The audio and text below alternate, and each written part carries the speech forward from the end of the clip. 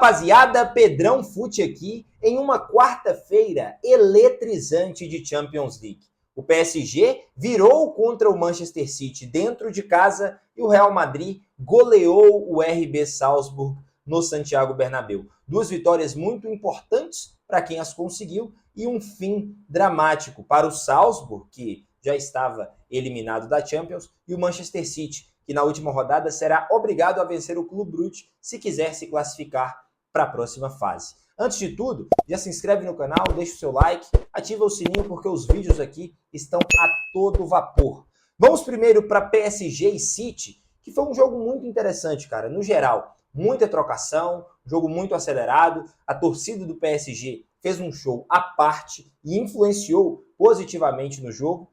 Primeiro tempo, muito equilibrado. O início e o fim, muito do PSG, tá? Acho que também, mais uma vez, por influência da torcida, uma pressão muito alta, apostando muito em velocidade, no Barcola, no Doué, enfim. O PSG veio para cima, o Doué e o King Lee, né? O Luiz Henrique apostou em um ataque mais móvel, mais rápido. Não que o Dembélé não seja, mas o Dembélé geralmente cadencia mais o jogo do que esses jogadores, e o Gonçalo Ramos também foi deixado no banco. O ataque do PSG estava muito veloz.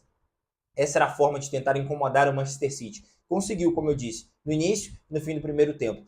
Um hiato ali entre 20 minutos e 35, o Manchester City esboçou um domínio de jogo, mas sucumbiu pela velocidade e prejudica muito o estilo de jogo do Guardiola, né? Essa trocação, esse jogo acelerado, tira o domínio. E por óbvio, o PSG dominou o primeiro tempo, até chegou a marcar com o Fabian Ruiz, só que por um joelho na frente, estava impedido, corretamente marcado, claro, não, impedimento semi-automático, mas o PSG ali já demonstrava que queria mais. Mas o futebol, ele é surpreendente, não é, meus amigos? E no intervalo, o Guardiola tirou o Rúben Dias e colocou o Rico Lewis, né, fazendo ali, deixando o Rico Lewis como um falso lateral, o Akanji sendo mais esse zagueiro fixo mesmo, e colocou o Grealish no lugar do Savinho, que até teve umas investidas ali no primeiro tempo, mas eu achei ele meio desconectado do conjunto geral. O Grealish entrou e em 5 minutos o Grealish marca o gol, primeiro gol da partida, abre o placar para o Manchester City, em uma jogada ali que teve uma finalização, a bola resvalou 2 vezes no Donnarumma, sobrou para ele, ele abriu o placar. E o segundo gol, 3 minutos depois do Haaland, partiu mais ou menos do mesmo ponto, câmera descarregando, partiu mais ou menos do mesmo ponto, uma finalização do Grealish e o Haaland na sobra acabou conseguindo a finalização. 2-0 em 3 minutos. Foi meio que um banho de água fria no PSG, que vinha melhor, como eu disse, do primeiro tempo. Mas, e aí entra a parte da torcida que eu acho muito importante, na maioria das vezes a gente está acostumado a ver o PSG sofrer essas viradas, né? Ser essa decepção. E hoje foi o contrário. O PSG, com o apoio da sua torcida, com esse sentimento, com essa unidade, o Luiz Henrique trouxe para esse time um sentimento muito forte de equipe, né? Uma grande partida do João Neves, do Vitinha, o próprio Fabian Ruiz jogou muito bem, e aí o Barcola, que para mim foi o grande personagem desse jogo pelo lado do PSG, já partiu para cima porque fez uma grande jogada, uma jogadaça, deu uma saída no Matheus Nunes, que estava improvisado como lateral direito do City, partiu desde o meio campo e tocou para o Dembélé fazer o 2-1. Logo depois, se o Manchester City fez 2 gols em 3 minutos, o PSG fez 2 gols em 4 minutos, porque aos 56 o Dembélé faz o 2-1 e aos 60 o Barcola faz o 2-2 em uma belíssima finalização do Doué. A bola bate no travessão, sobra para o Barcola, a bola até bate na trave, 2-2. A partir daí, o Manchester City se perdeu na partida. Nesse intervalo, já tinha sentido a pressão e seguindo, foi um domínio amplo e completo do PSG. Parecia, sabe quando você sente? A vitória estava na cara. Importante dizer que a gente conhece o Manchester City como um time de domínio. Na posse de bola, foram 63% para o PSG, 37% para o Manchester City. Os novos tempos, né, meus queridos? A verdade é essa. E, cara, era um clima muito hostil. A câmera focava nos jogadores do Manchester City, o John Stones entrou, o Gundogan entrou, enfim. o Akanji seguiu ali na linha defensiva, e o Kovacic também, e a gente via uma cara, não vou dizer de pânico, mas de aflição dos jogadores do City depois de sofrer esse empate. Então, psicologicamente, além de taticamente, de tecnicamente não estar no mais alto nível, o City também, psicologicamente, tem deixado a desejar. E, assim, quando encara times que os incomodam bastante, o sistema defensivo fica completamente apático. A verdade é essa. E aí vem o terceiro gol em um lance bizarro de marcação. Uma falta cobrada pelo Vitinha e, assim, o Manchester City montou uma linha ali, né, de defesa natural, quando a bola é uma falta que vem um cruzamento para a área, e esqueceram do João Neves no segundo pau, sozinho. O João Neves, que é muito pequenininho, e aí eu vou ter que olhar aqui agora qual é a altura do João Neves, porque é gritante. É claro que a bola já chegou nele mais embaixo, né? Mas a gente está falando de 1,74, tem o João Neves, né? Muito pequeno, principalmente em comparação aos defensores do City. Ele marca de cabeça, uma bola muito difícil para o Ederson defender, mas assim, um erro muito de marcação do próprio City, né? João Neves faz o 3-2 e aí já cai, assim, o City não tem muitas forças para reagir, o Haaland ainda tenta, estava muito esforçado, mas nesse esquema eu acho que ele é completamente prejudicado. É um jogador que tem limitações técnicas, mas como atacante mesmo, acho que ele não é favorecido pelo esquema do City. E aí, no último minuto, lá já no fim da partida, nos acréscimos, o Gonçalo Ramos recebe uma bola que o jogador do PSG sobe de cabeça, mas a bola bate no Gvardiol e vai para o Gonçalo Ramos, que a primeiro momento foi marcado impedimento, mas claramente não foi um jogador do PSG que deu o passe.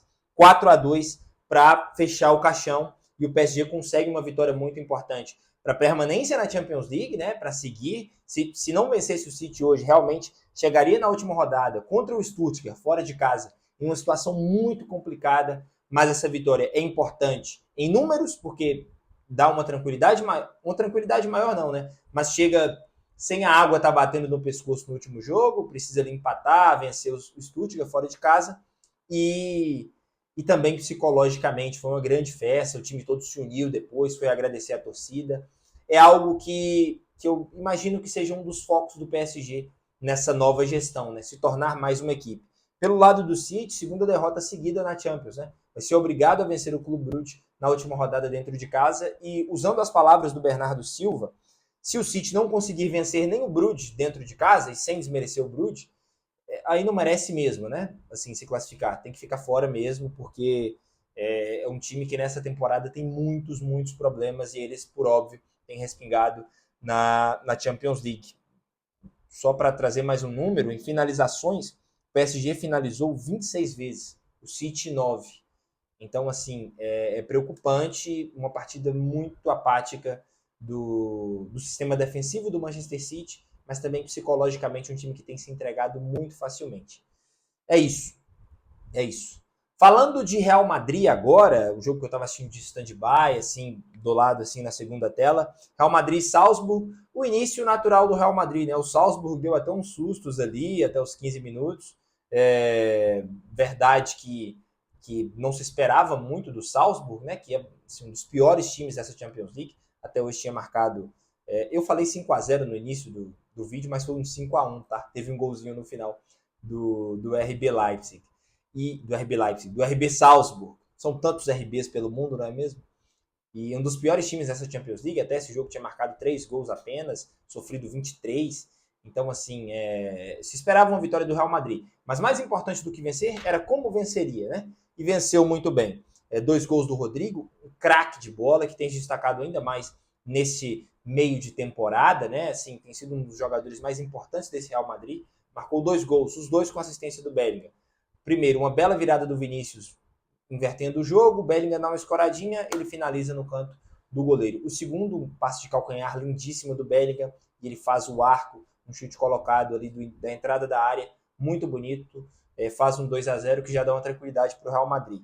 E logo depois, o Mbappé, em uma pressão no goleiro, o adversário, o goleiro falha assim, de forma horrorosa, o Mbappé rouba a bola, faz o 3-0 e já fica um jogo mais tranquilo. A partir daí, Vinícius Júnior marca 2 gols, 2 golaços, um que ele vem driblando pelo lado e bate cruzado também com muita força, e o segundo dando um drible maravilhoso no zagueiro mais uma vez e finalizando de perna esquerda no cantinho. Vinícius Júnior chegou a 101 gols pelo Real Madrid, apenas a 2 de distância do Ronaldo, que tem 103.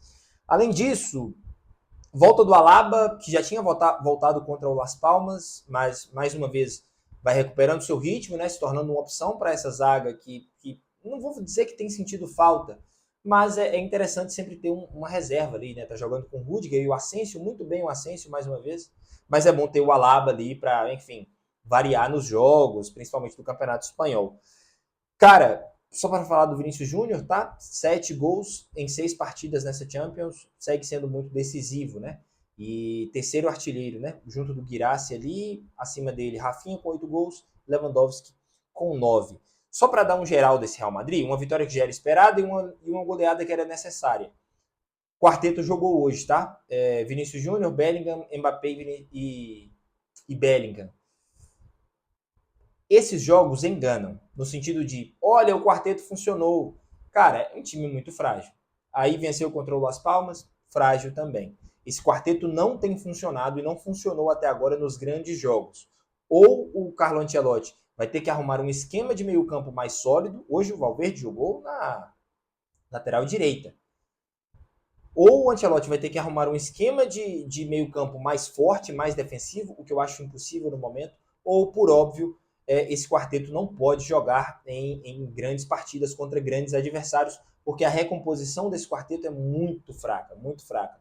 Vinícius Júnior e Mbappé praticamente são nulos defensivamente. Exige demais do Bellingham, exige demais do Rodrigo, e nesses jogos que essa exigência deles é maior, eles não conseguem performar tão bem na fase ofensiva. E eles são muito mais criadores do que Mbappé e Vinícius Júnior, que são mais finalizadores. Ou seja, em jogos grandes, alguém tem que sair. E aí é o maior problema para mim. Nesse momento, o melhor jogador do quarteto, na minha visão, é o Rodrigo, ao lado do Bellingham.